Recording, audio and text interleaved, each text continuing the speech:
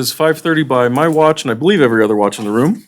Or 5 p.m. Yeah, my watch is fast, apparently. So I will go ahead and call this May 30th, 2019 meeting of the Carson City Library Board of Trustees to order. And we may proceed with the roll call. Chair Hayes. Present. Vice Chair Long. Here. Trustee Solinger. Trustee Patton. Trustee Cranston. Here. A quorum's present. Thank you very much. With that, we'll move on to item 2, public comment. If any members of the public wish to address the Library Board of Trustees, now would be the time. I will note that public comment may be limited to 5 minutes in case there's exorbitant public comment. Okay, seeing none forthcoming, we'll move on to item 3, approval of the meeting minutes, starting with approval of the minutes from the April 8th, 2019 special meeting of the Library Board of Trustees. Have all the trustees had an opportunity to review those minutes, and are there any corrections necessary? I have read those minutes. I did not see anything that needed to be corrected. Okay, in that case, I would entertain a motion. I move to approve the minutes of the April 8th, 2019 special meeting. I second. Those in favor, please signify by saying aye. Aye. Those opposed? Hearing none, the motion carries. With that, we'll move on to item 3B, approval of the minutes of the April 25th, 2019 regular meeting of the Board of Trustees. Has everybody had an opportunity to review those minutes, and are there any corrections necessary?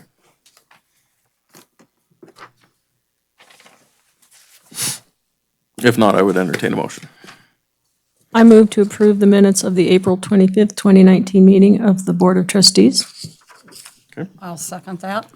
Those in favor, please signify by saying aye. Aye. Those opposed? Hearing none, the motion carries. With that, we'll move on to item 4, the Friends of the Carson City Library Report.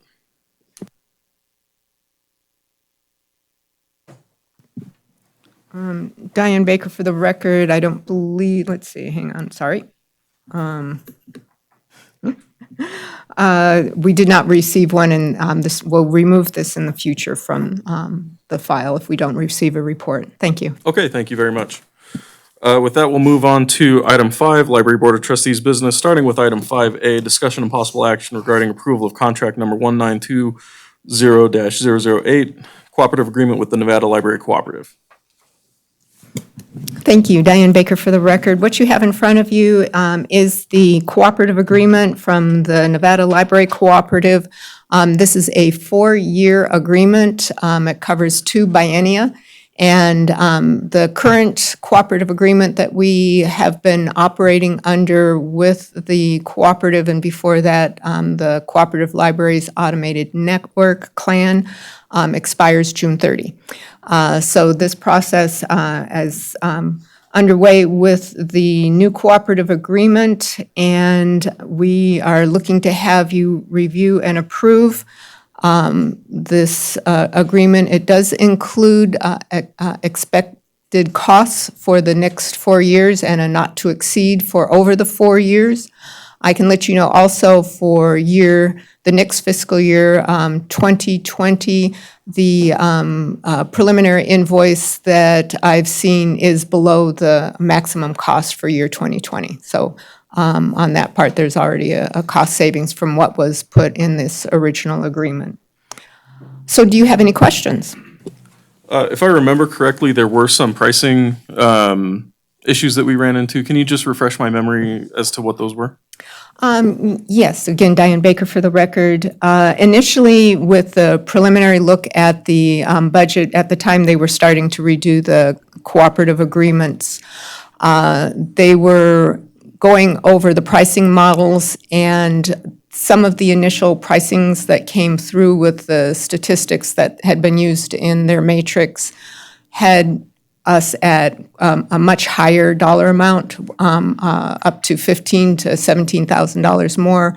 We were able to review with the cooperative staff the issues with the matrix. There were some issues with the numbers that were put in certain places, essentially, so fixing up that, we got the more accurate information on our potential budget. But at one point, it was one that, yeah, about made my jaw drop when I first saw that number. But with the revision of the statistics and update of the matrix that they were using, that's where we get to the pricing that you're seeing now. And then could you just refresh my memory again? What was it that we paid for the clan the previous year? Last year, we paid, let's see, I have that, you might see I know me I'm jump putting it on the around. spot. Well, no, actually, I prepared this. This is also going to do, as a note, this is also going to go to the Board of Supervisors because not only on an annual cost, but the total cost exceeds the dollar threshold for the point at which they need to see the same document. So I did put some of those numbers together. Let's see, I might even have them. There was, at one point, let's see, we were at, last year, I think it was 52.5 is what we had. And the year before, it was like 51.4, and then now we're up to 54.267, I Right. believe is the number. I believe, that's what I recall. I Yeah. just wanted to make sure that it wasn't, something below that, yeah. No, we, as of about 4 or 5 years ago, we had a negotiation where they reviewed the cost to to our main vendor and also reviewed telecommunications costs, and then we had a dip. But for the last 4 or 5 years, we have been over the $50,000 mark for the cooperative bill.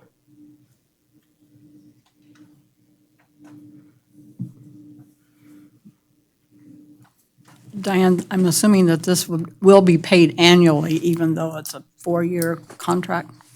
Correct. The cooperative agreement itself extends for 4 years, and it has all the typical parts in there that there's the standard escape clause and that's available to every member. The agreement that you see before you is the same template agreement that goes out to every member library, but it does cover the expected program over 4 years, billed annually.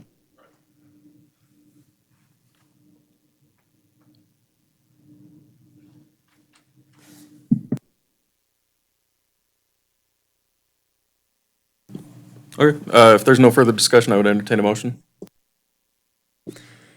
I move to approve and authorize the library director to execute contract 1920-008. Do I need to say interim? Director's good? Okay. I'll second that.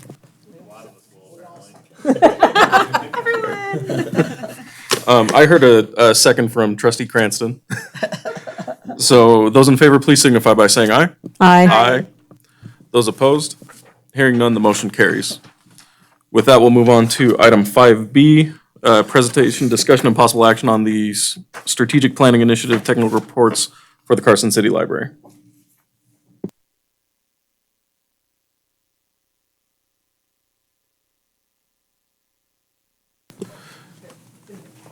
And if I could just ask you to press the button in front of you, turn the light green, and state your name for the record. Thank you, Mr. Chairman. For the record, Fred Steinman, Assistant Research Professor with the University Center for Economic Development, part of the College of Business at the University of Nevada, Reno. And before I start, Diane, did you want to say anything to begin? No. All right. All right. Before I kind of jump into the presentation, just in way of some additional background, I believe it was December of 2018, the Carson City Library contracted with us at the Center for Economic Development to evaluate the Carson City Library's current strategic plan written in 2014, revised in 2016, and then begin to work with staff, key stakeholders, members of this board, as well as members members of the public on the development of a new comprehensive 5-year strategic plan to cover the 2019 to 2024 period. In your packets, you should have hopefully a copy of the presentation that I'll give to you tonight. There are extra copies here if you need it. I also brought additional copies of the 2 technical reports in case there are members of the public that like a copy. First, I'd like to apologize for not being here for the start of the meeting. I left Reno at 3:45, but ran into a thunderstorm on the way down, which slowed me significantly. So I do apologize for not being here at the start of the meeting. But it is my pleasure, on behalf of the Center for Economic Development, in partial fulfillment of the contract between the library and the university, to submit to this body both technical reports that really comprise the new strategic plan for the Carson City Library for 2019 and through 2024. Next slide. In the way of kind of just overview to begin the presentation, strategic plans, for the most part, are very much high-level evaluations of both an organization's external environment, or the environment in which that organization will operate within, as well as the organization's internal environment.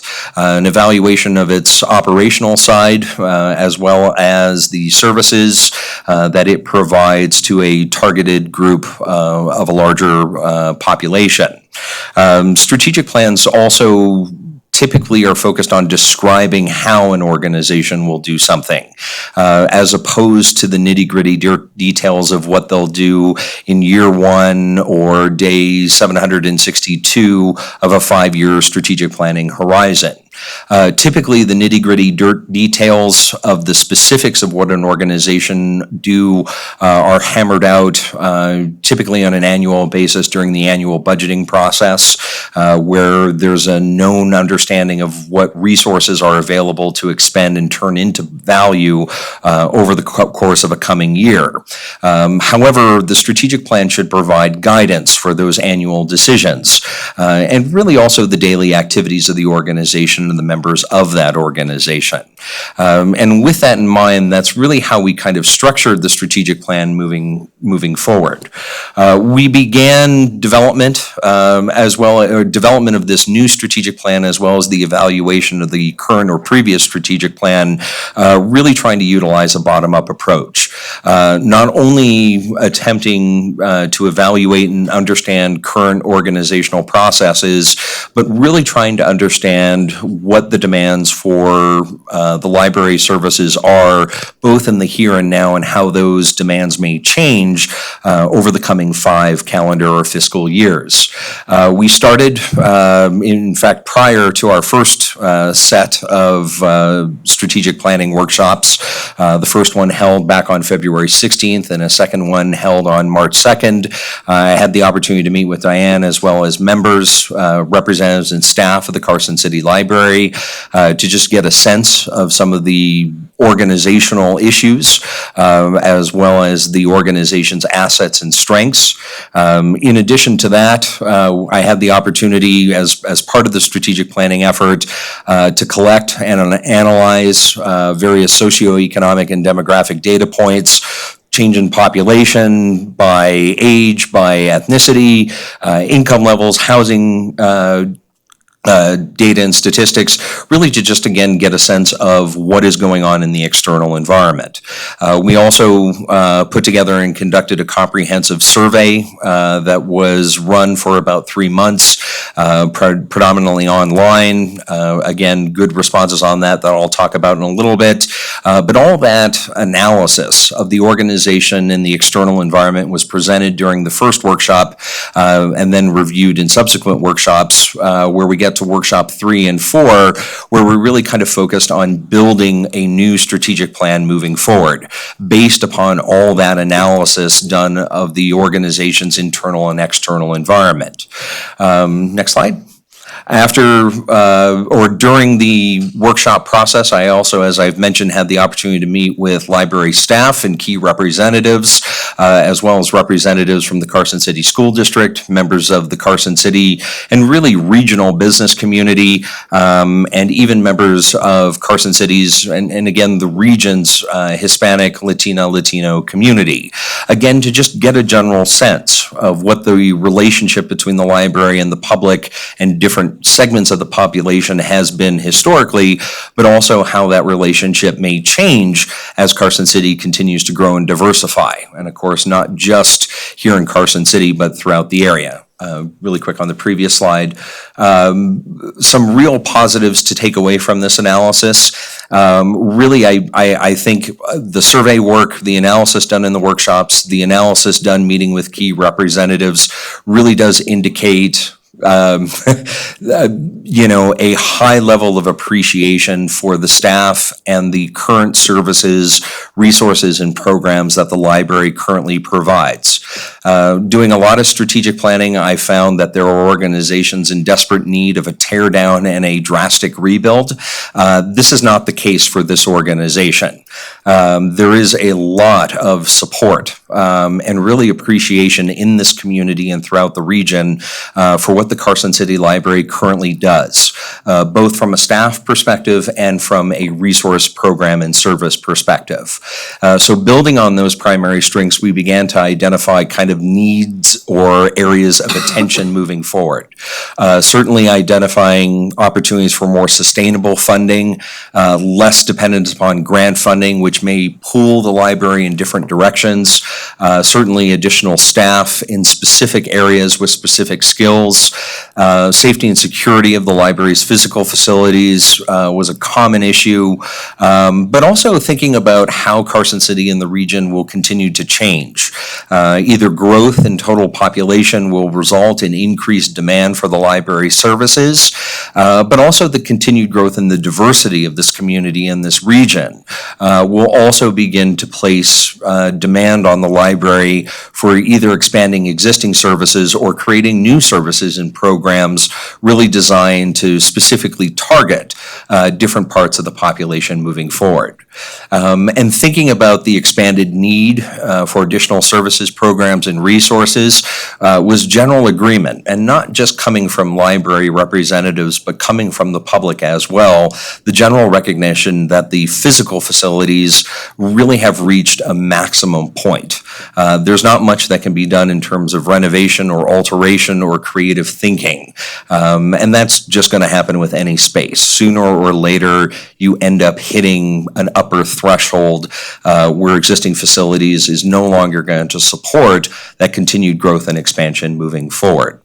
With those areas identified, next slide, the two publications you have in front of you really constitute the strategic plan itself. The first technical report 1819-16, is a summary of all the analysis that was completed for both the internal and external environment, and the strategic plan, including the core values, the mission statement, the vision statement, and probably most importantly, the various goals, objectives, and priority action areas are found in Technical Report 1819-20.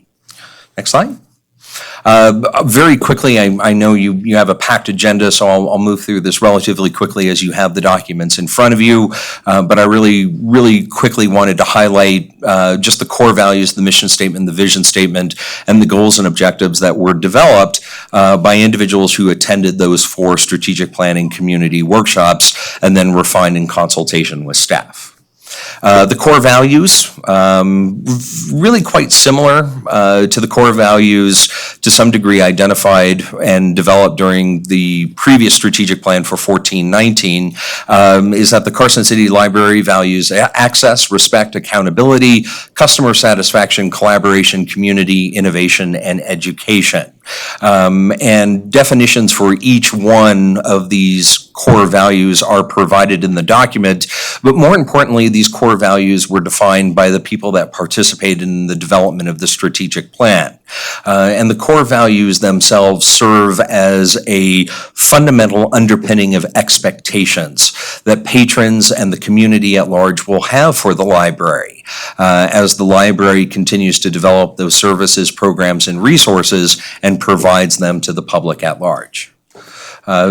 The mission statement, typically in strategic planning, mission statements are statements of what the organization does currently that distinguishes it from other similar organizations. In a lot of ways, the Carson City Library shares a similar mission with organizations like Western Nevada College, Carson City School District, but it's a library. It's not a school district. It's not a college. And the mission statement was developed to really emphasize that.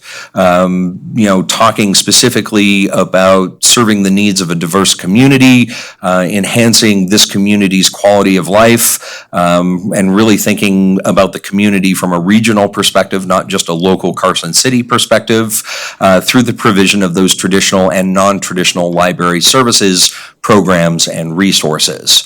And again, the mission statement is there to define what makes this organization unique and special within this community. Next slide. The vision statement is a statement of what the library ultimately wants to achieve. It is the moonshot, if you will. If we achieve all the organizational strategic goals, all the objectives, and implement the priority and secondary priority action items, hopefully this is the end point we end up with 5 years from today. And it's simply stated, the Carson City Library will become the premier destination for the discovery and learning needs of our diverse community.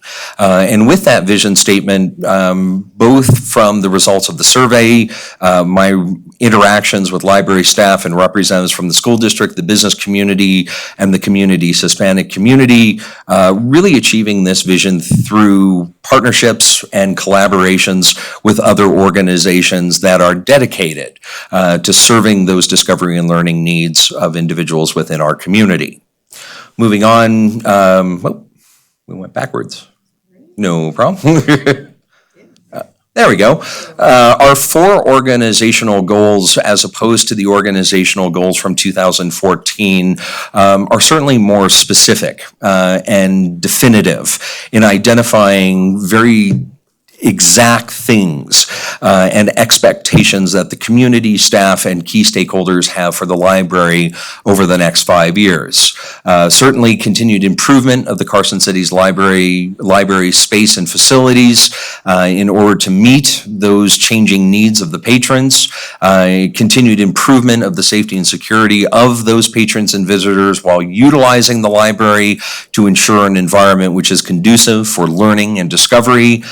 Improvement of the library's overall operations in order to ensure smooth delivery of those services, programs, and resources, and then ultimately continued development and implementation of existing and new services, programs, and resources that the library provides to their patrons and visitors are really the 4 overarching primary strategic goals as identified through the survey work, through the stakeholder interviews, and most importantly, through the public workshops that places the expectation for the library moving forward. Next slide. In order to achieve those 4 goals, workshop participants specifically identified a number of priority objectives and activities. Again, these range everywhere from expanding outreach and engagement, increased marketing and attraction, increased resources dedicated to certain things. Again, achievement and implementation of these objectives and activities, again, given the realities of resource constraints that the library will have to address on an annual budgeting basis, are each in their own way tied to the achievement of the 4 strategic goals identified in this new strategic plan. Beyond the primary objectives were a number of secondary objectives and activities, and again, each one is going to be based or at least limited by the availability of resources. However, as these were developed by workshop participants, they do reflect, like the priority objectives, a series of expectations that the community may have for the library in terms of where those scarce resources should be invested moving forward. And again, I won't read them to you here. You have them in the document itself. Some of you even participated in writing them, which is wonderful. But the objectives and activities should also not be thought as etched in stone. We understand that in a 5-year strategic planning horizon, opportunities may present themselves in year 2 or year 4 that we can't anticipate today. And that may require the library to allocate resources to either deal with barriers and threats that emerge that were unanticipated, or take advantage of those opportunities as they present themselves. But at least this provides general guidance as to where resources could be allocated in the coming 5 years. Next slide. During the evaluation of the current strategic plan for 2014 through 2019, there were a number of specific objectives and activities that workshop participants identified as wanting to continue into the 2019 to 2024 period. 2 were identified under infrastructure. 2 were also identified for programming. Next slide. 1 for staffing, 1 for space, and 1 for collaboration. These were identified as the priorities from 2014 to 2019 that haven't necessarily been achieved yet, but that there is strong community support to achieve over the next 5 years as that continuation of providing services, programs, and resources to patrons and visitors. There were also a number of more maintenance-oriented goals and objectives that were also identified from the 2014-19 plan, but those are also identified within the 2 documents that you have before you. And just to kind of summarize, and I'm certainly happy to take any questions or comments you may have, the next steps is really focused on implementation as library staff work with key stakeholders, this board, members of the public, to develop actionable policy and administrative activities that are again tied to those core values, that mission statement, that vision statement, and ultimately those 4 new strategic goals and objectives. As part of the contract between the university and the library, we will provide 1 annual evaluation per year over the next 5 years at no additional cost. So after today, I will put it in my calendar every year, reach out to Diana or someone with the library that, hey, a year has gone by since the meeting with the Board of Trustees. It's time to kick the tires on the strategic plan and see where we are, and see whether or not changes need to be made or new priorities need to be developed within the strategic plan itself. And then, of course, every 5 years in 2024, time will fly by, I'm sure. It'll be time then to write a new strategic plan as that 5-year planning horizon will conclude. We have been able to circulate the 2 technical reports in front of you to individuals who attended the various strategic planning workshops. I've already received some feedback from workshop participants. Most of the comments are editorial. Those changes will be made as necessary. The more substantive ones, I'll share with Diane and maybe even possibly bring those changes back to the board. Although the changes suggested by people who attended the workshops, in my estimation, really are not critical and don't significantly alter the core values, the mission, the vision, and the goals and objectives either. But I also need to revise the documents to reflect this date in both documents and the acknowledgement page. So making those editorial changes shouldn't take me too long, and then I will, of course, provide them to Diane to forward to you as well. With that, that's pretty much the bulk of my presentation. Hopefully I didn't take up too much of your time, as I know you have a busy agenda, but I'm more than happy to field any questions or comments that the board may have. First and foremost, I'd like to thank you very much for the work that you've done and for coming down and, giving us the overview and everything like that. I really appreciate you taking the time to do that. My pleasure. Did any of the board members have any questions or? I just want to say you've done a marvelous job and collected a lot of information. So, and it looks like you've analyzed it very well. I haven't sent anything to you yet, but I did find a few spelling things in there. No problem. So I'll let you know where to.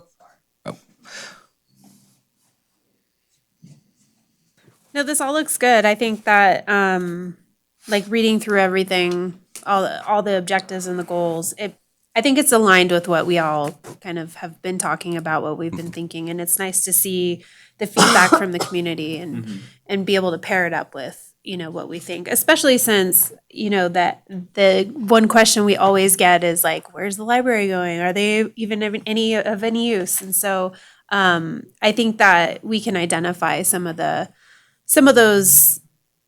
questions and address that, because there's a lot of things that we provide in addition to what people think, and like what the community expects, what they think that we provide is not aligned all the time. So I like the whole plan. I think that it's going to be really good for us. I just had one other question. In your meeting with the business organizations, did they give any indication that they expected more business to be coming to this area? Certainly from a regional perspective, but also certainly for Carson City as well. Interviews with the business community and former counselors with the Nevada Small Business Development Center, as well as representatives from the NSBDC who do current counseling in Carson City and the surrounding area.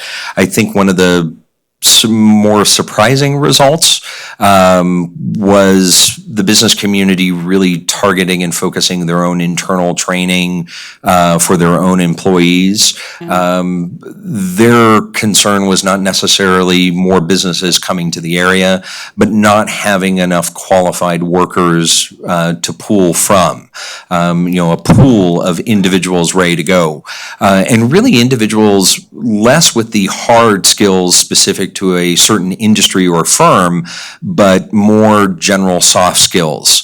The ability to write a resume, the ability to interview, the ability to know to show up to work on time. Soft skill development that maybe has been neglected to a certain degree, as we focused a lot in Nevada on more technical skill development.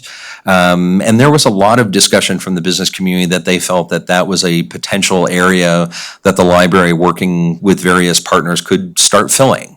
That said, there was still great appreciation amongst the business community for the CTE, the technical training, the certification, the licensing that the library does offer. Although I get the sense that maybe not over the next 5 years, but over the next 10 years, advances in online training programs will allow individual firms to customize training to fit their specific needs. So an area of opportunity may be more those soft skills. And again, their concern was less on more competitors coming to the area, but just I don't have a pool of individuals that I can pull from easily to fill vacant positions. A common problem we hear a lot. Speaking of common problems, I have frequently run into people who think that all we have in the library is books. So first of all, this 5-year plan is definitely more specific than the last 5-year plan was, and it certainly gives us ammunition to counter those comments, and I appreciate that very much. Thank you.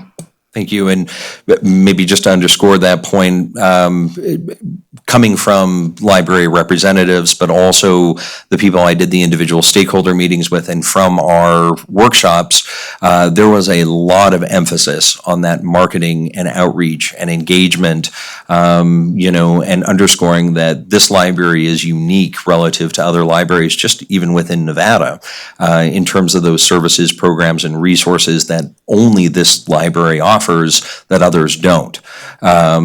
Those that do know of the diversity in the program, services, and resources had nothing but positive things to say about that diversity, and said more of that, which again is really great to hear.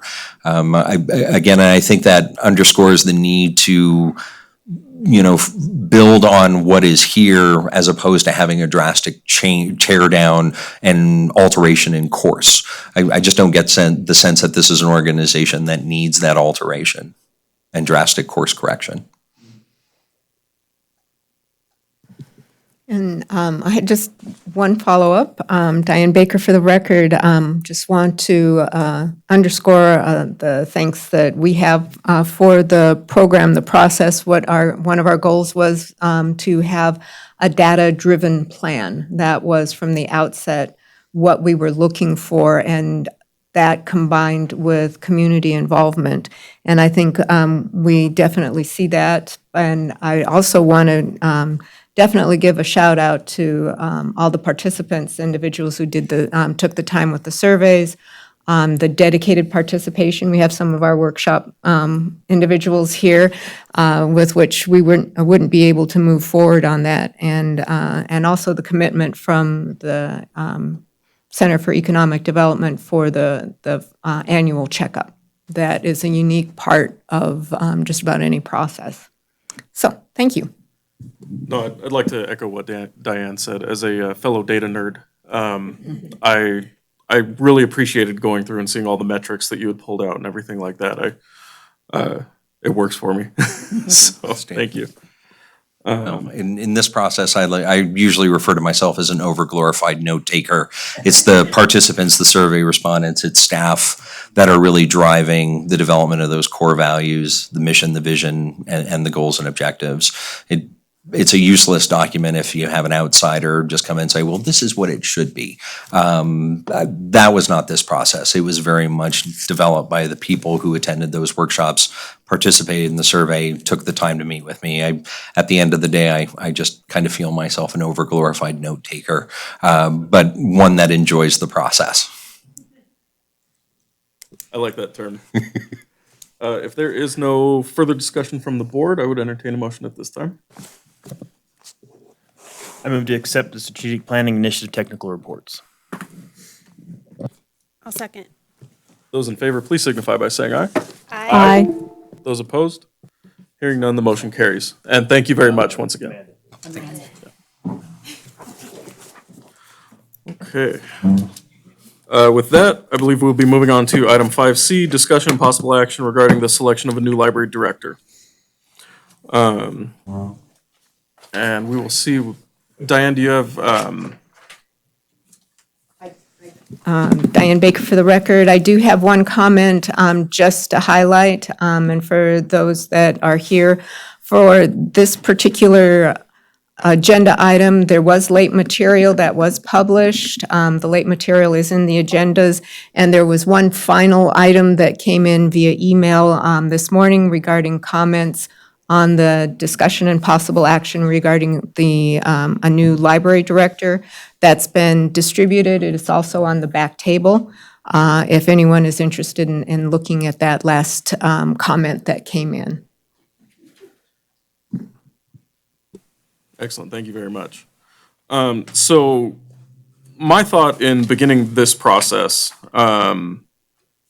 we all took our notes with the interview questions and everything like that. I see that you're already pulling up Excel, which makes me happy. So my thought is to go ahead and get those scores up. Well, do we want to ask questions I do. before? Yeah.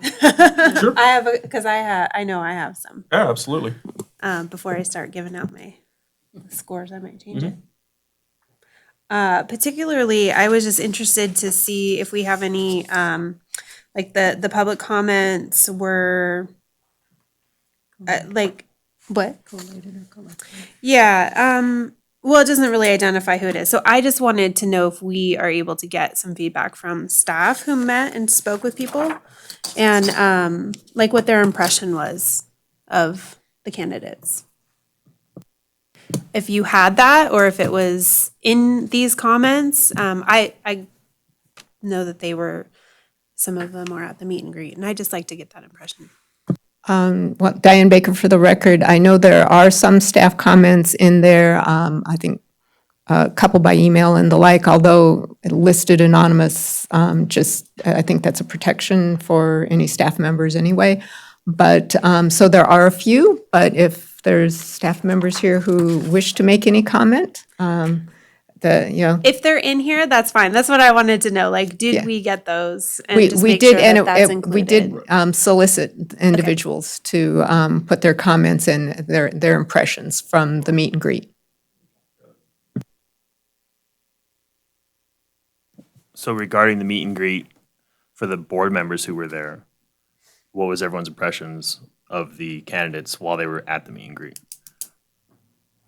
I'll say that my impressions were not changed by it.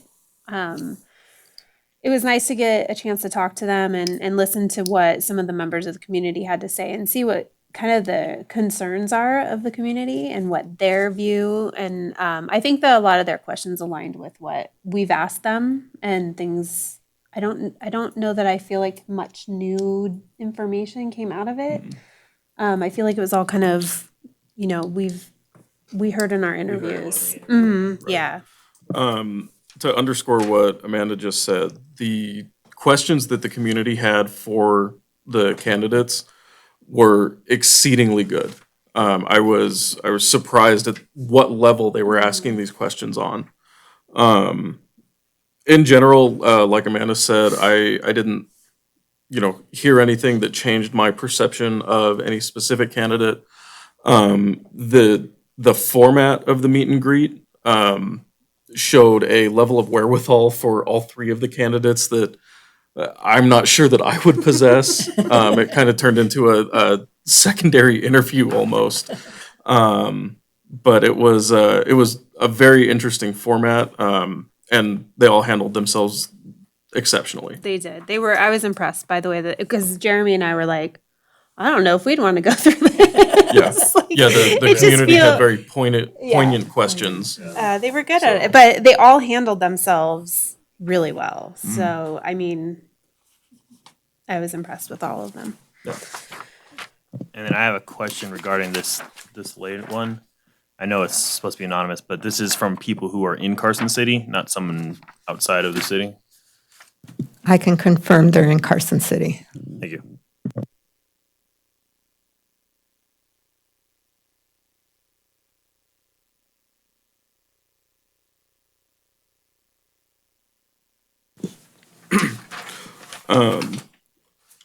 Did anybody have any other questions before we start looking at scoring metrics or anything like that? Okay.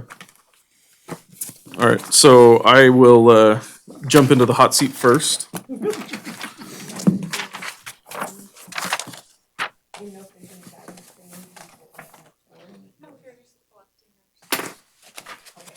Okay. So the first page that I came to was Cynthia O. The total score that I awarded her during the interview was a 36. Second candidate I have is David Seckman. Total score 29. And the third candidate that I have was Joe Schweiss, and I have a 36 for him as well.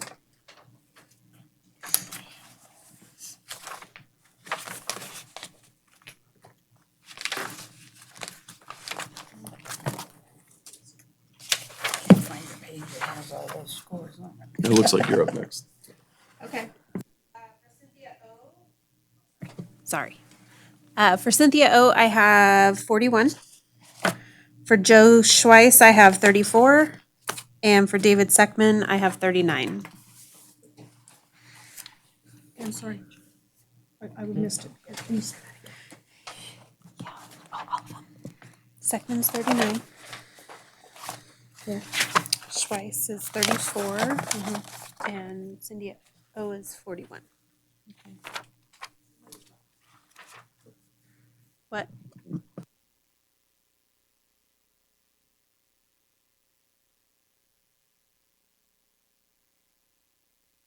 Diane, can you zoom in, please?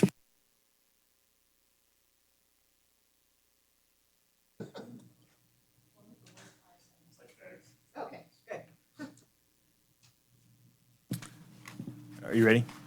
Okay. For Cynthia O, I have a 31. For David Seckman, I have a 32. And for Joe Schweiss, I added 36.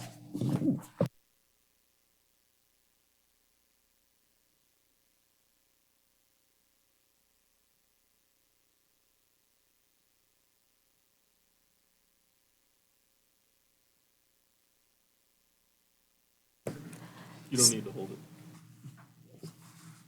Thanks, Dad. Cynthia O, 43. Sekman, 49.5, and Schweiss, 44. Oh, sorry. Hey, I'm a scientist, okay? Oh, no, I had We'll put it down fractional, to 49 then. I had fractional values in mind too. They just happened to add up to whole numbers. And I will be glad to give you my reasons. You ready for mine? Okay, for Cynthia O, I had 40. For David Sekman, I had 35. And for Joe Schweiss, I had 34.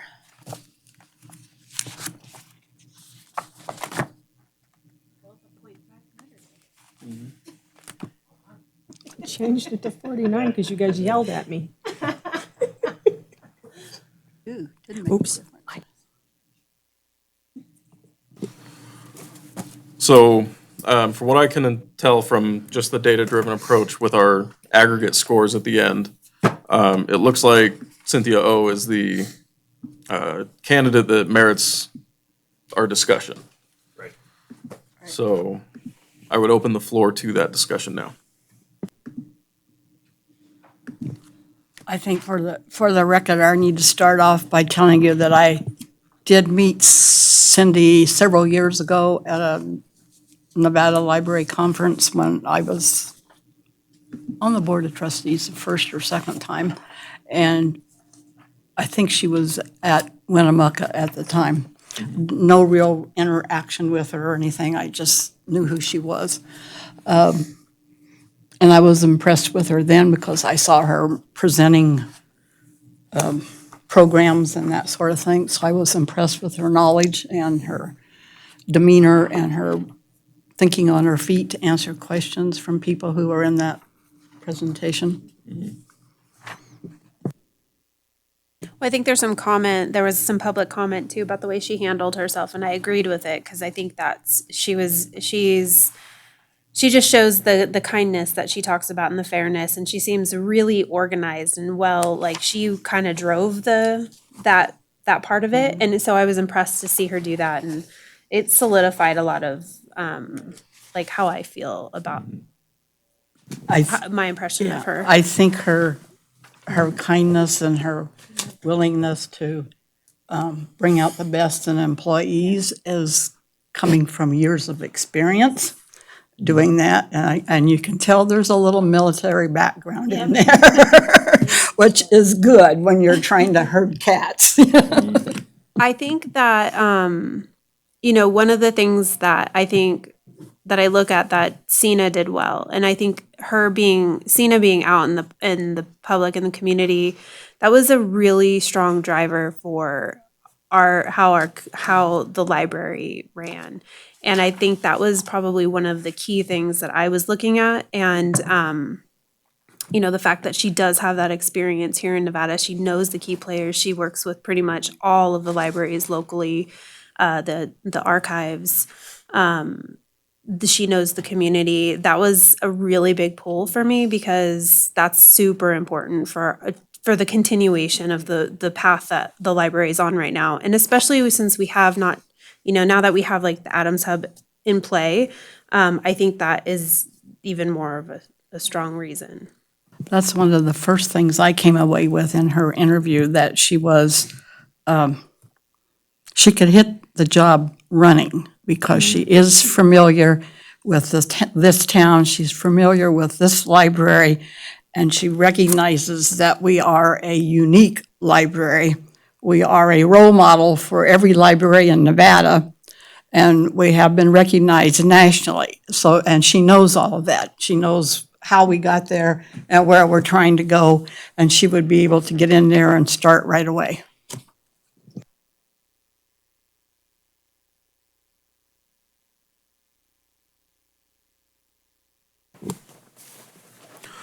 Is there any other discussion from the board at this time?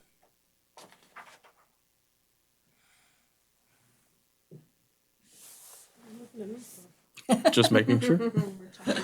In that case, I would entertain a motion. Well, or do we want to move discussion to the other two candidates? I don't think that's necessary. Right. Giving the scoring. I Yeah, don't the think it- scoring's pretty, Hit your mic. clear.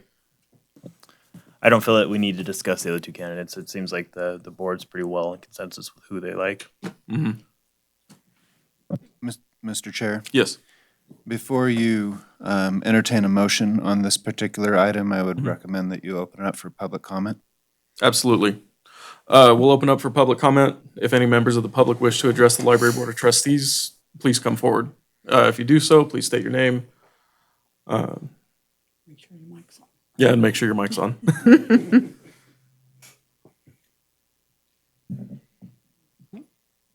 Okay. I see none forthcoming. sorry? One question, Sure. if it's up to the board if they are going to identify a primary candidate, if negotiations fall through, are you interested in identifying a secondary candidate?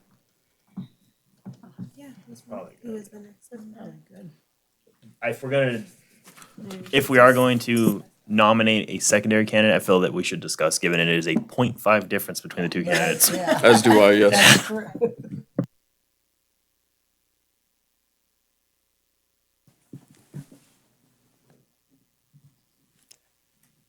Can I make a comment?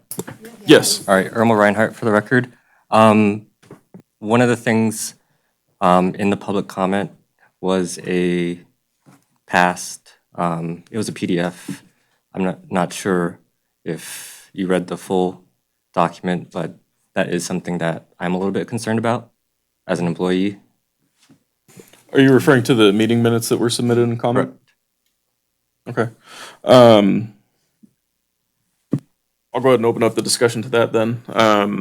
Now, we were really only provided with the minutes of that meeting, so we did have to infer a bit of exactly what happened. Diane, could you give us some context? Well, Diane Baker, for the record, what was included was exactly what was sent in as a comment. And just general background, it was, there were a series of things that occurred at the Humboldt County Library. My interpretation is there were issues of understanding library law on the county side, on the library board side, with how some of the larger issues went on.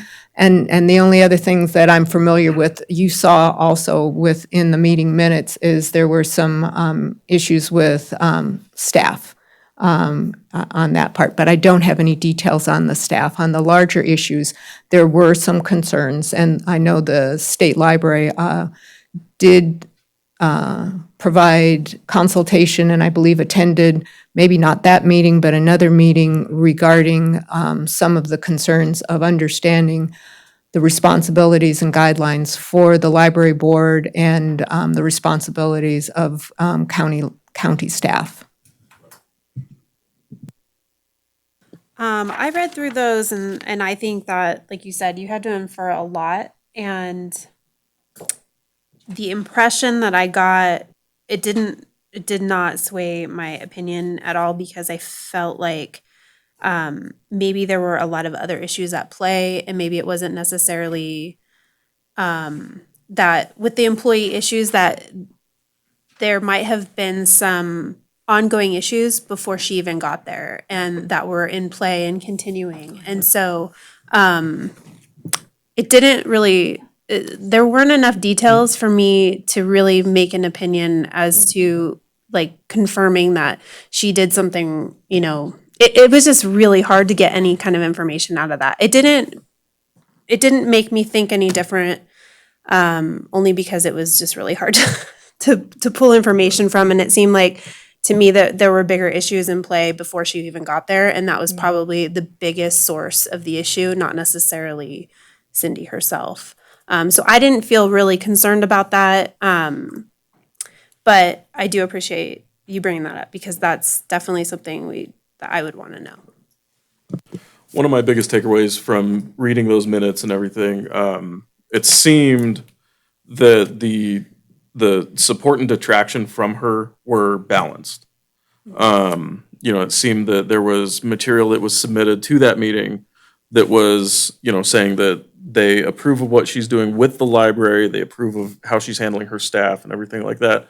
And then there was a seemingly balanced amount of, it might have been heavy-handed, it might have been, going beyond the managerial reach, I guess. But as I said, it seemed balanced to me. And like Amanda said, it didn't sway my opinion after having read it. I agree with Amanda and Jeremy. To me, it sounded very familiar to an incident we had here a few years ago. And it was basically for the same reason, the cultural change between the way a previous director had handled things and the cultural that the staff got used to, and then the changes when somebody new came in.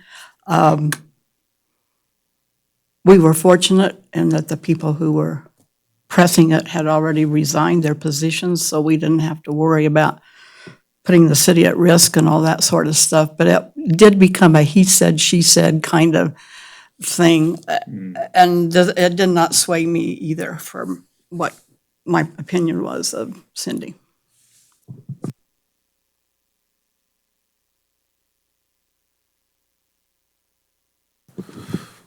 Thank you very much, though, for bringing that up, Ermal. Thank you.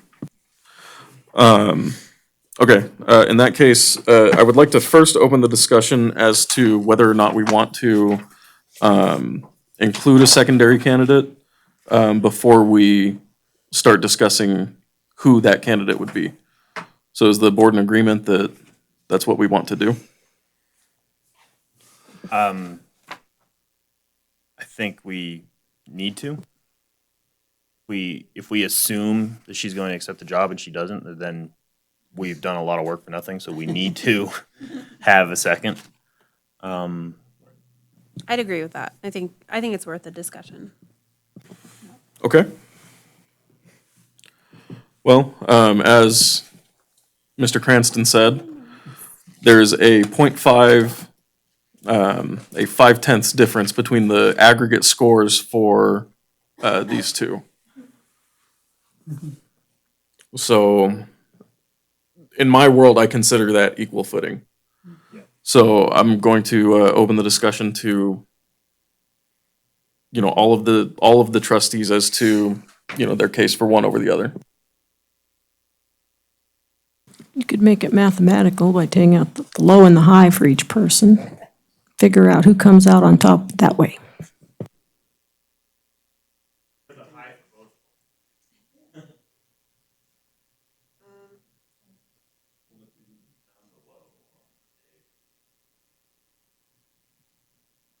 Well, I can do that calculation. know that All those your, would I'm not sure necessarily what be that will outliers. change because everyone's scores are seem relative to each other. It's not within each individual score. I don't see any super outliers. I Right. think if I saw outliers, I thought maybe something like that would help, but it's not like we had a 2 and a 40 and a 30 or something like that.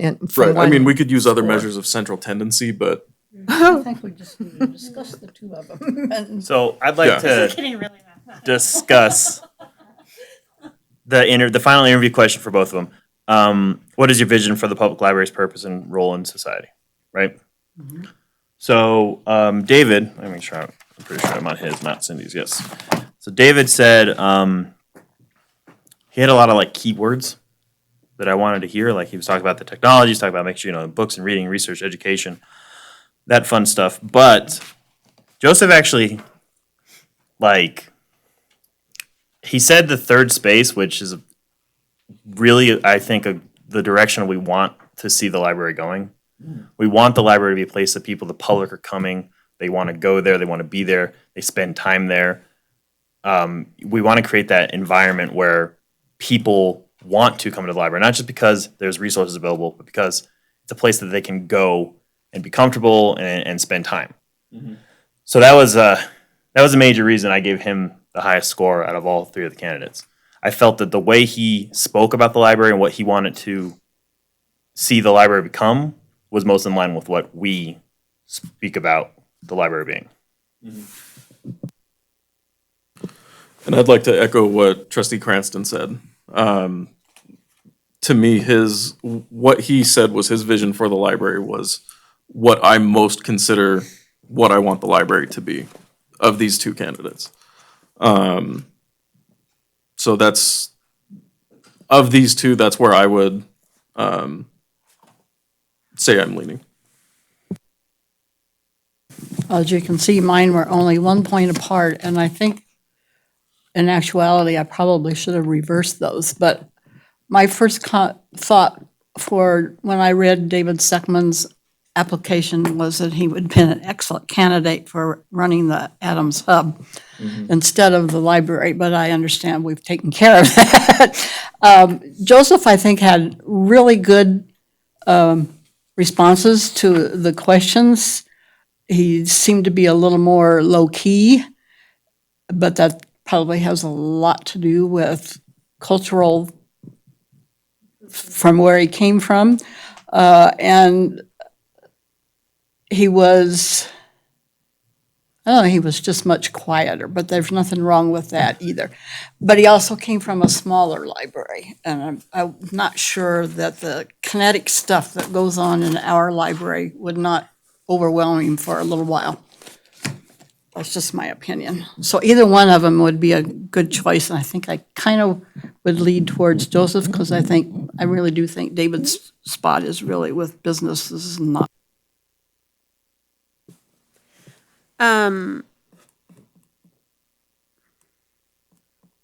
So I like having this discussion because I like to hear what you guys have to say. I agree with that. So I ranked really all three of these candidates were great. Like I really do. Like there's different things I like about all of them. It was really it was interesting to see the completely different personalities being successful at the same position. So I was impressed, but I ranked David higher because, again, that was my whole, getting out and the public, being part of the public. He really seemed that he was on spot with that. But like Phyllis said, with the Adams Hub, like he's got that piece of it as well. So he's in tune with that. So I think that's kind of a good, I think that's a good fit. With Joseph, I feel like he kind of surprised me when we started talking to him, because he does seem much more quiet. But then like what Jeremy and Nick both said too, like I agree that he's there's some experience there that I think is like the construction experience, some of his financial experience is really good as well. So that's just how I ranked them based on those things. Okay, before I even met them, reading their CV, I wrote down how many times each of them had been a director. And Schweiss was a director twice already. And I actually asked Diane Baker how many employees we have. I don't remember what she said, 30-something. But Joe, whatever. So Joe has been director, and he has supervised 12 employees and 70 employees. That's a lot. The other observation I made was, even though David has not been a director, he was a senior librarian, and he rose through the ranks. So he's had a lot of different jobs within the library. And to me, that's a different kind of experience, where he knows the sub-jobs, so to speak, departments within the library maybe has some more empathy for that because of that.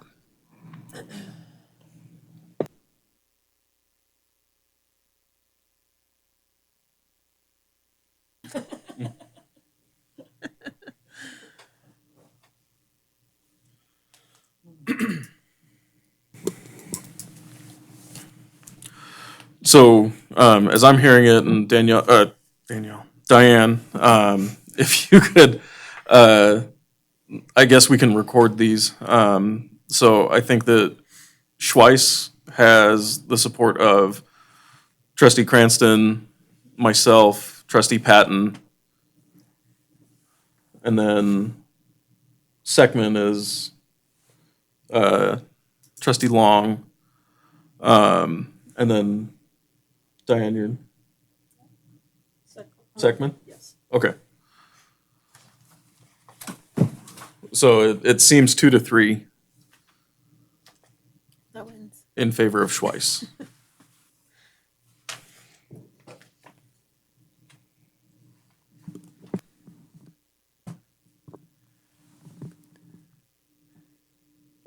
Mr. Chair, before you memorialize that decision, that's something that should probably be made by motion.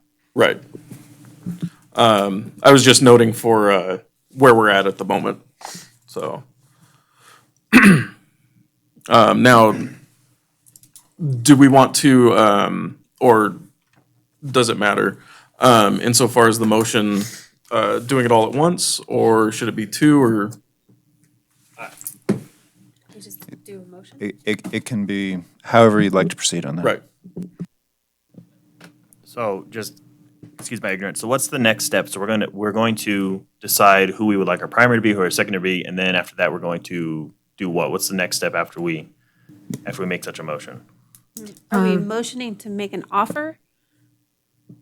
Yeah, that's. Yes, Right, that's the impetus behind this agenda item, correct? correct.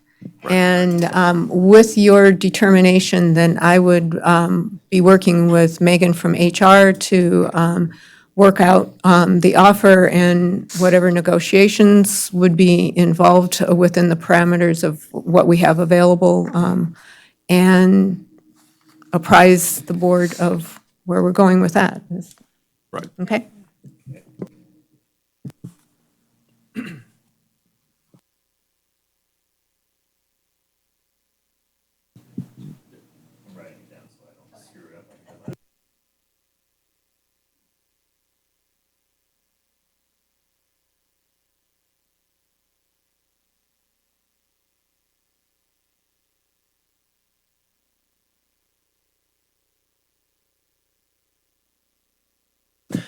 I move to offer the position of library director to Cynthia O, with the caveat of, should she decline the position, we offer the position to Joseph Schweiss. I'll second. Just looking for a thumbs up from council? Okay. Those in favor, please signify by saying aye. Aye. Those opposed? Hearing none, the motion carries. All right.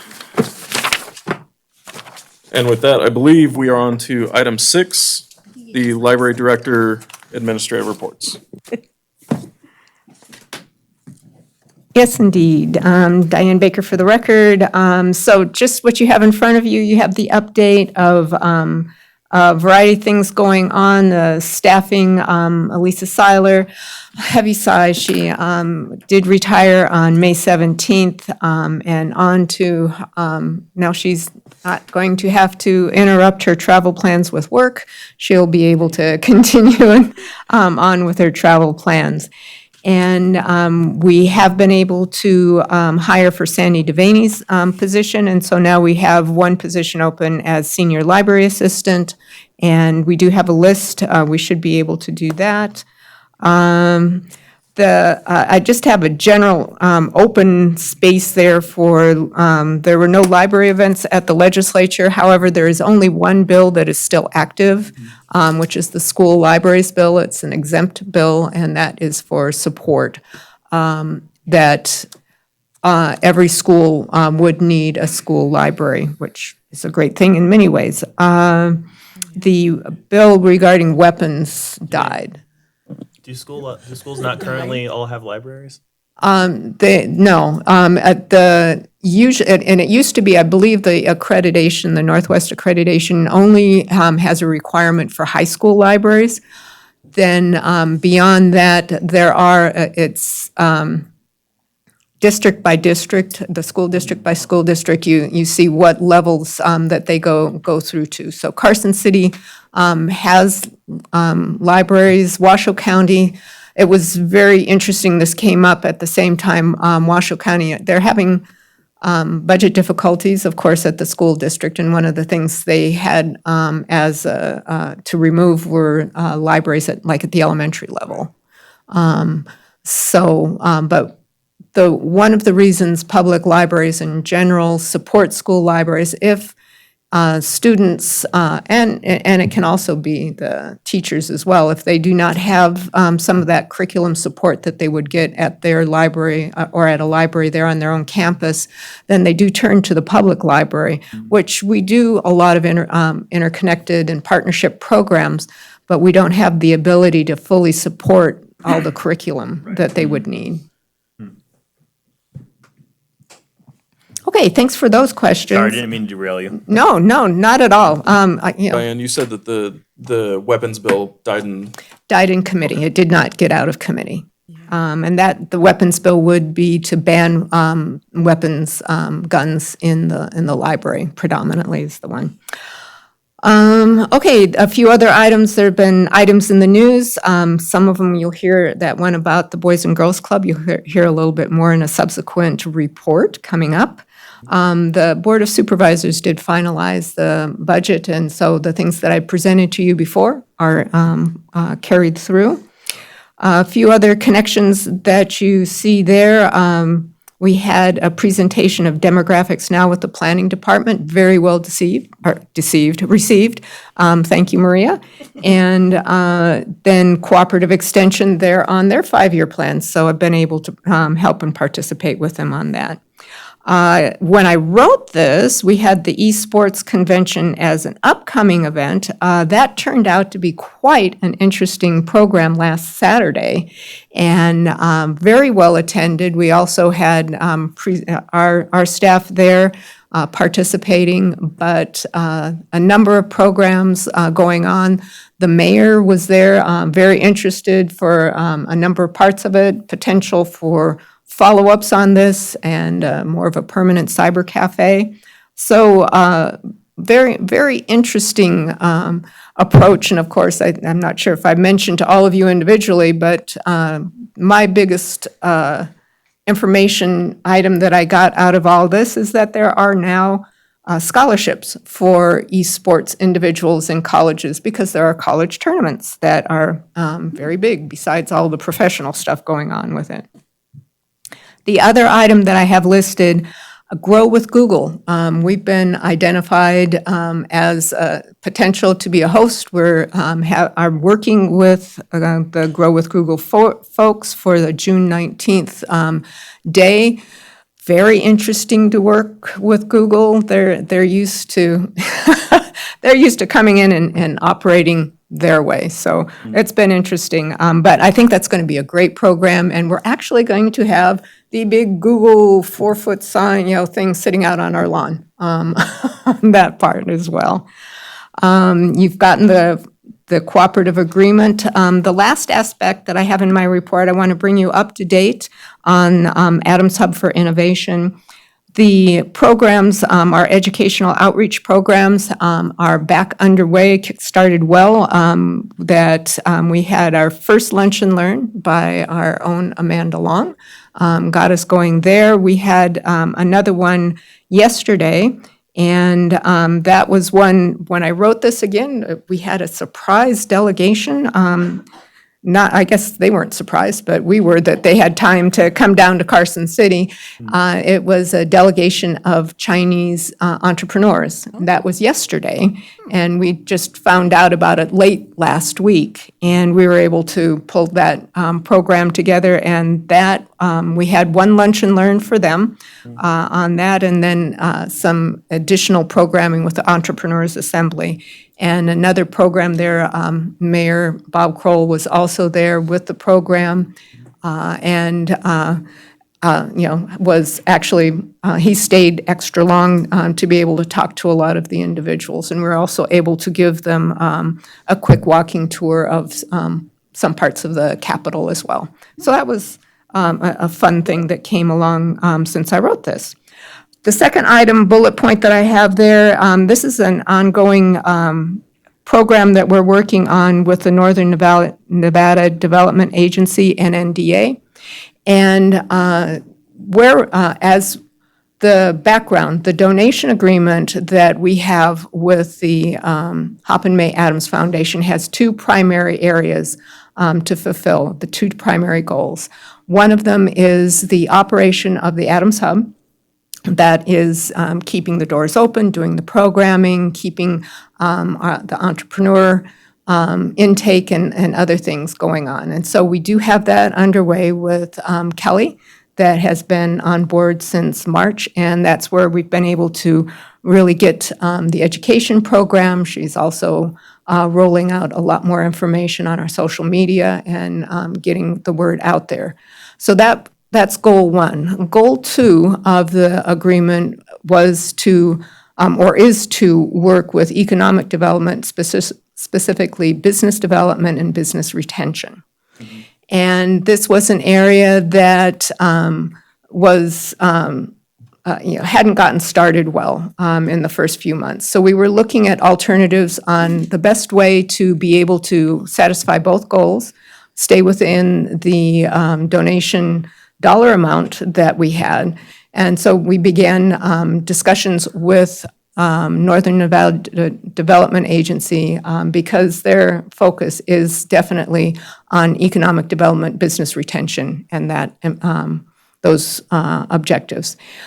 Where we're at this point, we are getting into the final stages of having an agreement with them to provide these services for $5,000 a month, which comes out to $60,000 a year, which keeps us within the budget that we have. So we are going to pursue satisfying that side of the goal that way, and that helps where we can still get the caliber of input, have the background and the focus on economic development, but we won't be spending the amount for a full-time position with salary and benefits that would not fit within the donation amount.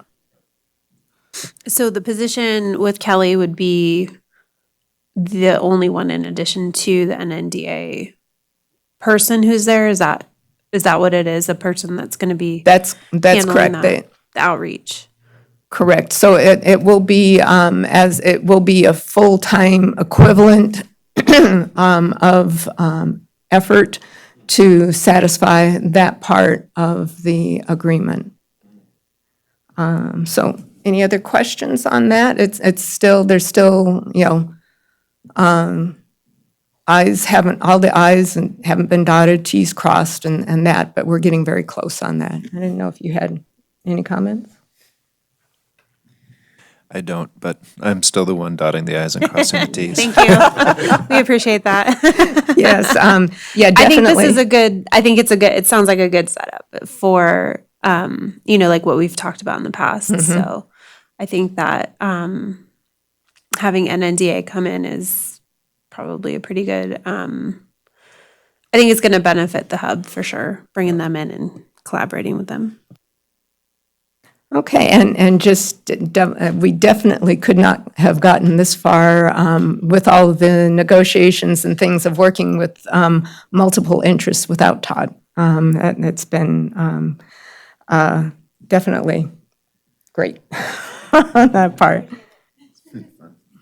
That's fun, okay. That's what a lawyer, he's just said, it's been fun, okay. Fun. And just, we are still getting some potential clients and entrepreneurs, exactly what we want for the hub itself. So we've had some additional interest and individuals coming in to see what the center has to offer. And I think we have at least one individual who's going to be coming on in co-working to start. Again, since this has been set up, the Polish delegation visit that is still set for mid-June. However, this has now become a much higher level program, so I'm not sure they're going to have a chance to include us at the Adams Hub. And it's become higher level because now the President of Poland is going to be joining that delegation. So we do get Polish delegations a couple of times a year at least. There's a lot of business activity between Northern Nevada, Carson City, and Poland. But this one's probably just, going to be kicked up a little bit. So we are likely not going to be involved in that one. More will come about the last one that we have listed here, the Young African Leaders Initiative, YALI, that is in July. They will be at the Adams Hub, and we're working out the logistics and the agenda for when they are going to be in town in mid-July. So that'll be an interesting group to have in. Any questions? Okay, well, thank you on that one. Ready to And go? then you can go ahead and proceed to item 6B. Okay, let's do that. And we are getting to the closing parts of this fiscal year, getting to look at the final parts of fiscal 19. So what you're seeing the smart sheet that's coming up.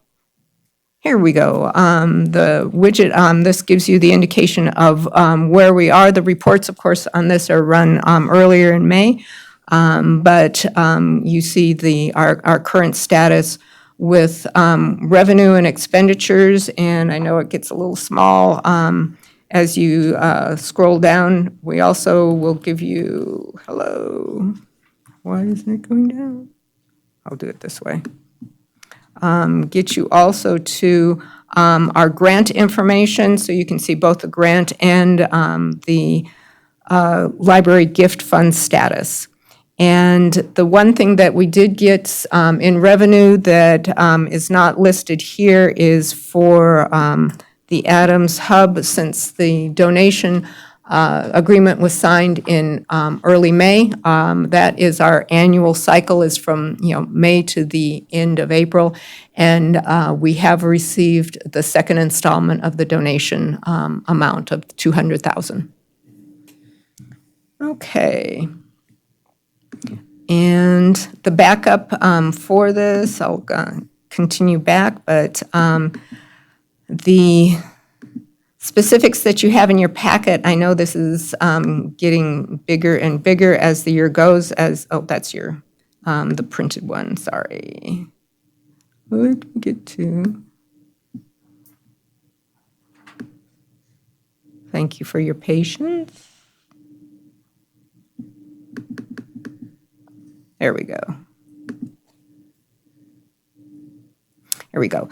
So just overall, in the city system, we do twice a year, there's a budget augmentation where it is to reconcile and work our different accounts in. So we're able to do some adjustments in categories where the expenditures have been lower than expected, like in services and supplies, and then we can augment other categories, or in the addition where we get grants later in the year. This is where we do our augmentations.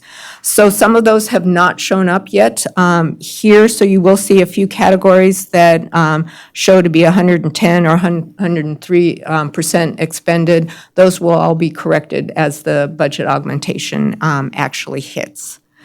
And then I would like to just identify some of the other highlights with the grants. We did get an additional travel grant. We're going to be able to send Amy to the annual conference for the American Library Association in Washington, D.C.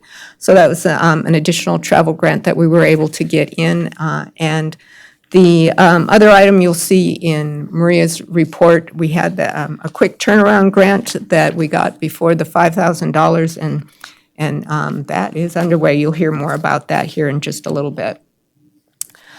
Let's see, the other with the Adams Hub, I'm going to go to the P and L on that one. Let's go back. And that will give you the best look of where we're at. There's a couple of categories when this budget was set up, and it was set up very quickly because getting the donation and all happened very quickly itself. There's a couple of categories that we're looking to add back in. We do not have a contracts category, so that shows in our operating supplies, or our operating category, and that we're looking to have that split out. So that looks, that's a category that looks like it's been heavily spent in, but that's due to that. It's not that many other operating costs. And there's a few other small incidental things that we don't have in here, but we will, like trash, it shows on here, but it is not actually a city category that we're looking at, but we're looking to have that input. Again, here you don't see the $200,000 that we just recently received for the hub itself. That will show on the next P&L. So did you have any questions regarding our fiscal status? I do for the hub, just looking at this. I think there used to be a marketing category or something. I don't see it on here. On the P&L? Yeah. Or that's where you're looking on that? Yeah. Under the expenses. I think it's under printing and advertising. Oh, okay. Is where that marketing is, and that this is just showing the expenses at that point. But we do allocate money to that, even though that, again, that was one of the areas that wasn't clearly identified when the original budget was set up last year. Well, and since you guys are picking up more on social media and getting more of that outreach, I think it would probably be good to have some money in that area. Agreed. That's, I think that's critical for getting to the target population of the business people and the entrepreneurs and those that are even looking to accelerate their businesses. It's definitely the category where I think we reach many of our target people. And then Diana, I just wanted to note real quickly, the budget line items and the P&L for the Adams Hub, it looks like those have printed portrait. So we've lost a fair bit of it in the agenda packets. Oh, so you're aware. In the agenda packet, I was like, looks fine to me. Yeah, it looks good up there, and I'm glad that you brought it up, yeah. Okay, I will review that in the future. Apologies. Thanks. I think we had it right. It may have been this printing. Did we have it right last? Okay, so I think it Yeah, was in in this general, printing. it's Okay. fine, yeah. Thank you for that. Oh, That concludes what I have on that report. excellent. Thank you very much for both of those reports, Diane. Thank you. With that, we'll move on to item 7, our other administrative reports, starting with the creative learning update. Maria Clusta, Creative Learning Manager for the record. So I have 2 different things I was going to talk about today. First one being the StarNet workshop. We attended it April 30th and May 1st, and this was offered through the Nevada State Library Archives and Public Records. And it was hosted at the Sparks Library. And this was a great opportunity. So myself and Vanna went to the training to learn more about STEAM-based activities and information on NASA resources that we could use for summer learning. And we brought back a lot of great ideas that we're going to implement into one of our weekly programs for summer learning this year called STEAM Club. And that's going to be focused for upper elementary and middle school age groups. But a lot of the materials that we did learn in this workshop, we can actually use for all different age groups too. So we can use it even after summer learning. It's just been a great resource for us to have. The second piece I wanted to talk about was the LSTA grant funds, which Diane mentioned a little bit. So we were awarded these funds in April. And the goal for these funds is to promote educational opportunities for all ages within the community. So programming will consist of STEM-based learning opportunities, promotion of diverse cultures, literacy with the intent to support lifelong learning, and exploring new technologies. So I've listed some of the programs that we've done already, as well as upcoming ones that were made possible from the funding source. So on April 30th, it was Diversity in Action. So we had Cantu Inca come. They offer Peruvian music. So they played traditional Peruvian music, and the participants were actually able to see the instruments, learn more about the different instruments. So it's a great hands-on event. On May 4th, Star Wars Day, we had a lot of STEM activities that we were able to fund through this. We had a great event, over 40 people attended, and it was very successful. And then June, of course, is the Summer Learning Challenge will be starting June 8th through August 10th. So we've been able to purchase Oculus Go headsets and also purchase space-oriented virtual reality experiences. And we're going to be using these at some of our summer learning programs. We're actually going to be taking the virtual reality to Boys and Girls Club again. So we'll be going every other week for the teens to use it. I think they're really excited about it, so it should be great. On June 20th, we also have programming with Pi Explorer hat buggies. So teenagers will be able to come in and learn how to basically create a rover and code it to move. So that's pretty exciting as well. And then on June 24th, we will be having the Sky Dome Planetarium come. They'll be setting up here in the community center because the library is not large enough.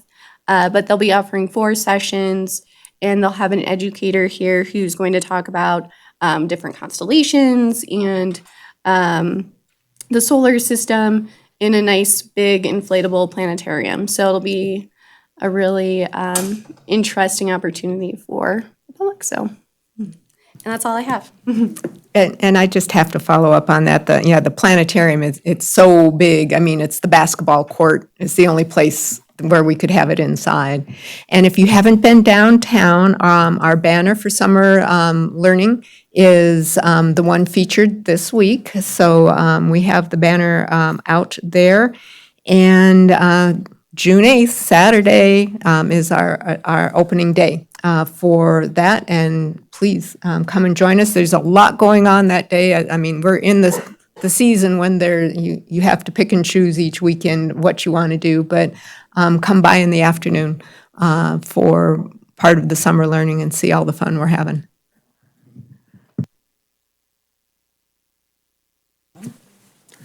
Thank you very much, Maria. With that, I believe we'll move on to our access services update. Romo Reinhardt, Access Services Manager for the record. So nothing too exciting happened in Access Services, nothing like in Creative Learning, but I just wanted to highlight a couple of important areas that I don't think get much attention. So the first being is our mending area. So the purpose of this area is to mend items. So hundreds of items are repaired every month, helping the library save money. Instead of purchasing new books, we get to repair and give a second chance to some of these books, DVDs, CDs, what have you. And this wouldn't be possible without our amazing volunteers who, have been with us for such a long time and have dedicated a large part of, their day to helping the library repair these items. Second is collaboration rooms. So our collaboration rooms are an important meeting space for a lot of people. They serve as a place where people can host book clubs, just read quietly, have exams proctored, things like that. And as of the beginning of this month, it has been used over 300 times by about 100 unique users, totaling over 600 hours. So basically every day it's used at least 2 hours a day. And that's all I have. So this mending area, you guys can repair hardbound books there? Yeah, so things not completely, totally, Say the spine's just kind of, yeah. So off. if it just needs a bit of glue, we can fix it. If it needs some tape, we can fix it. If it's been dunked in water and, you know, it's still serviceable, the spine just ripped off. so yes, we can repair hardcover books there. Thank you very much for your report, Ermel. And with that, we'll move on to the collection development update. Amy Lauder, Collection Development Manager for the record. May is kind of a quiet-ish month as it goes in collection development land. We're kind of wrapping up the fiscal year, as Diane mentioned, and getting ready for the next one. I did want to touch on Boys and Girls Club because Diane mentioned it. I don't have any big updates there, but we do have our teen books ready to go. I have information from Boys and Girls Club. They were able to get some funding and buy some shelving to house the books that we were able to purchase. So we're just waiting for the go-ahead from them that as soon as those are set up and ready to go, we'll bring over the books and have some more cool pictures. Great. The first thing I just wanted to highlight on here really quick was, again, a kind of behind the scenes sort of look at some of the avenues we use for patron-driven acquisitions in tech speak PDA because they don't care what acronyms mean. The majority of our collection is selected by our team based on what's doing well, what's out there, what's reviewed, what's classic, all that kind of thing. But we do have several ways for our patrons to directly let us know what they want. We have our paper forms in the library, of course, as well as an online form through our website that it directly populates a spreadsheet that our team can look at, see who's looking for what, whether it's been placed on hold for them, whether we have it, all those things. And also through our ebook service, there's a really handy feature turned on there where people can directly request items. And if those, again, go into a report that we can view, and if those are purchased, they just automatically get checked out to people. So it's really seamless, easy to use. And we also use requests and hold reports if I can run reports, see if we have, there's a book there's like 12 holds on it, but our particular location for some reason doesn't have that item. Obviously, we should buy it. So there's several ways that we can keep tabs on what people are interested in, what people are asking for, and that's very important to us. The other item I wanted to highlight in here, because somehow it didn't quite make our last report, this is actually, I think this got turned on in April, actually, right around the night before Library Legislative Day, conveniently. The Nevada Career Explorer is a project that's been put forward from the state library, I believe is it LSTA? They do have both state and They have federal some funds in different it. funding sources for that. So that's a big project they've been working on this year and gradually rolling out to different libraries throughout the state. So our particular portal has been turned on. It's accessible through our website. It's pretty cool. It's got a lot of things in there. A lot of it's geared towards students, but also a lot geared toward older people or people looking at changing careers or starting a new career as well. So there's a lot of assessments to see what your interests are, what you're good at, what your skills are. There's a lot of information on different careers and what the educational or licensing requirements for those might be and ways to get to those. It also, because it's specific to Nevada, it does highlight what are the sectors that the state has identified as needing more workers. So that people can say, well, I have this set of skills. Where does the state, where am I needed? Where am I going to find a lot of good jobs? So it really helps people find good fits, things that need to be done, which is good. Better than trying to find a job where there's like, oh, well, you hire 3 of those in the state a year or something like that. So that's a really helpful tool. I do encourage you to look at it because it's got a lot going on in there, and it's pretty neat. Any questions on any of that? No? Thank you. Thank you very much, Amanda. Amy, I'm sorry. I looked over here and I'm so sorry. You're having a problem with names tonight. I am. With that, we'll move on to item 8, board member announcements and requests for information. Did any board members have anything that they wanted to bring up at this time? Council looks. No, but I do have one item that I need to jump in on. Sure. I need to go revisit the minutes for a second and just place something on the record. Yep. The April 8th minutes were more than 45 days prior to this meeting, and 45 days is the open meeting law deadline for adopting minutes. And so the minutes, the April 8th minutes adopted today are past the statutory deadline for adoption. However, for good cause shown as a result of the date of the meeting, the timing of the library's regular meetings, and the workload at the clerk recorder's office, there is no violation of the open meeting law. Excellent. Thank you very much for that. Thank you.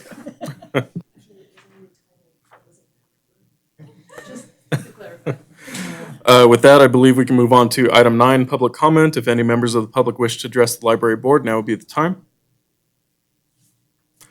Seeing none forthcoming, we will move on to item 10, adjournment. Is there a motion to adjourn? So moved. We are adjourned.